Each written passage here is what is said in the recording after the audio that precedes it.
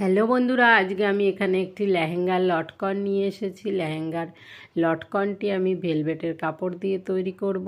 ওই জন্য আগে পেস্টিংয়ের সঙ্গে আমি ভেলভেটের কাপড়টি সেলাই করে নিলাম। সেলাই করে নিয়ে দড়িটি মিডিলে দিয়ে একটি সাইড খোলা রেখে এখানে কিছু কাপড়ের টুকরো দিয়ে দিলাম। কাপড়ের টুকরো দিয়ে মুখটি সেলাই করে দেব।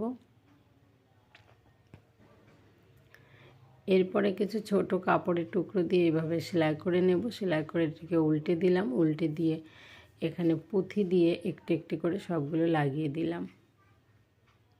এখানে আমি 5টি কাপড়ের টুকরো নিয়েছি। কাপড়ের টুকরোগুলোকে এভাবে লাগিয়ে দিলাম পুঁথির সাহায্যে টার্সেল তৈরি করে। এরপর এই যে লেসটি দেখছেন, এই লেসটিকে কেটে এর মধ্যে থেকে ছোট ছোট টুকরোগুলো বের করে নিয়েছি। এভাবে সাজিয়ে নেব। তারপরে হাত সুজের সাহায্যে এগুলো সেলাই করে দেব। খুব সহজে তৈরি হয়ে গেল।